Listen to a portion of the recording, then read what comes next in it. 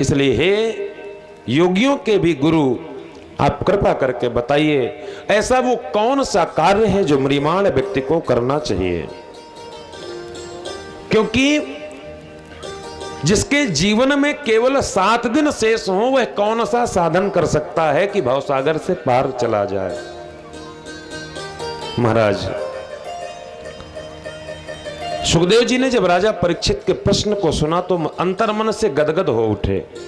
राजन, तुम्हारा प्रश्न बड़ा सुंदर है और ये तुम्हारा ही नहीं अपितु ये तुम्हारा प्रश्न संपूर्ण जगत का कल्याण करेगा। बरियाने सते प्रश्न कृतो लोके हितं नृप आत्मवित्त सम्मतः पुंसाम् श्रोतव्यादिषु यः परा। राजन, आपका जो प्रश्न है एस प्रश्न बरियान, बरियान मीन्स होता है श्रेष्ठ।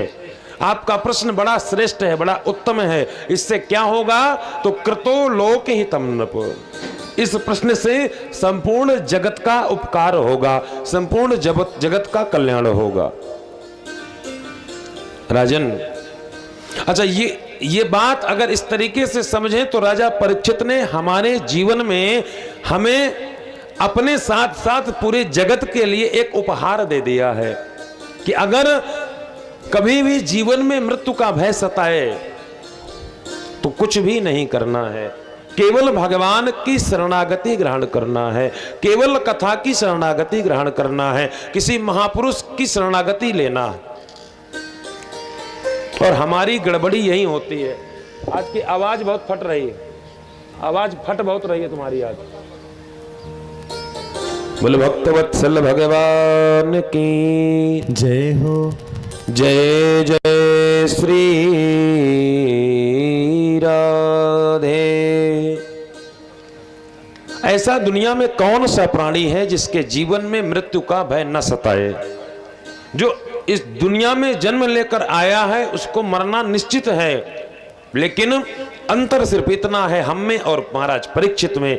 महाराज परीक्षित ने अपने समय से स्वयं को देख लिया, स्वयं को पहचान लिया, और हम आप खटिया पे पैर भी निकाले रहते हैं लेकिन फिर भी मरने का कभी नहीं सोचते। शरीर पूरा गल गया, किसी काम का नहीं शरीर, हम कुछ कर सकते नहीं, शरीर की शक्ति में कोई दम नहीं, लेकिन इच्छा शक्ति इतनी है कि अभी 50 साल जीने की इच्छा। हमने कभी दुनिया में अपने जीवन में कभी हमने अपने आप को मरने के लिए सोचा ही नहीं। और भागवत एक ऐसा ग्रंथ है कि दुनिया में तरह तरह के महोत्सव आप मनाते होंगे, मनाते रहिए, लेकिन जिस बात से संसार का प्रत्येक प्राणी भयभीत होता है मृत्यु से, उस मृत्यु को भी महोत्सव बनाने का ग्रंथ श्रीमद् भागवत है। इस दुनिया में सबसे ज्यादा भय अगर किसी चीज का है तो केवल मौत का है। और भागवत कहती है अगर आपको भागवत की शरणागति प्राप्त हो गई, अगर आपने कथा की शरणागति ले लिया तो जीवन से मृत्यु का भय सदा के लिए नष्ट हो जाएगा। अंत में राजा परीक्षित से जब सुखदेव भगवान ने पूछा, पूरी कथा पूरी होने के बाद, राजन क्या आपको तक्षक डसेगा, आपकी मृत्यु होगी? राजा ने कहा नहीं प्रभु। क्यों? क्योंकि मरना और जीना ये शरीर का धर्म है और मैं शरीर नहीं हूं। मैंने अपने तत्व को पहचान लिया। अहम ब्रह्म परम धाम ब्रह्माहम परमम पदम, मैं ब्रह्म हूं, मैं शरीर नहीं हूं। इसलिए आत्मा हूं और आत्मा कभी मरती नहीं, आत्मा कभी पैदा नहीं होती। ये तो केवल कपड़े बदलने का काम करती है। वासांस जीर्णानि यथा विहाय नवानि ग्रहणाति नरो पराणि। जैसे पुराने वस्त्र हो जाने पर शरीर कपड़ों को बदल देता है, उसी प्रकार आत्मा शरीर के जीर्ण शीर्ण हो जाने पर शरीर को बदल देती है। इसलिए मैं मरूंगा नहीं। अच्छा, जीवन में अमर होना ज्यादा महत्वपूर्ण होता है कि मौत को जान लेना अच्छा होता? देवता भी सोचते हैं जब देवता और दानवों का युद्ध होता है तो जब देवता घबराकर भागते हैं, किसी ने पूछा कि भाई क्यों भाग रहे हो, आप तो अमृत पी चुके हो, आप तो अमर हो, अब जब मरना नहीं है तो लड़ने से डरते क्यों हो, चकाचक लड़ाई करो। देवता बोले भैया मरना तो नहीं, ये बात तो पक्की पता है, लेकिन अगर राक्षसों के चंगुल में फंस गए तो ये जरूर पता नहीं कि पिटना कब तक है, और मार मार के हमारी हड्डी पसली ढीली कर दे।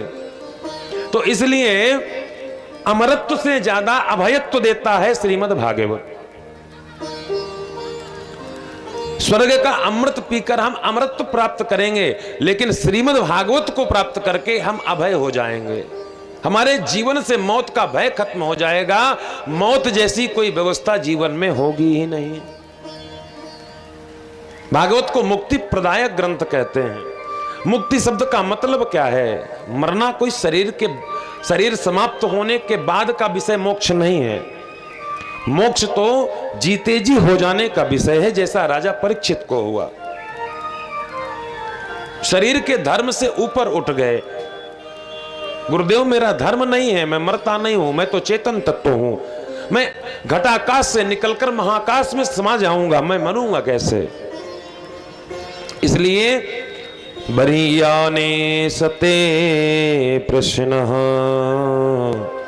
कृतो लोके हितम नृप। आपके प्रश्न से संपूर्ण जगत का कल्याण होगा राजन, आपने बड़ा श्रेष्ठ प्रश्न किया है। तो क्या करना चाहिए? तब प्रभु सुखदेव भगवान बताते हैं, हमने जीवन को केवल किन किन कामों में व्यर्थ कर दिया। देहापत्र कलत्रादि स्वात्मन्याय सत्व सत्वपि तेषां प्रमत्तो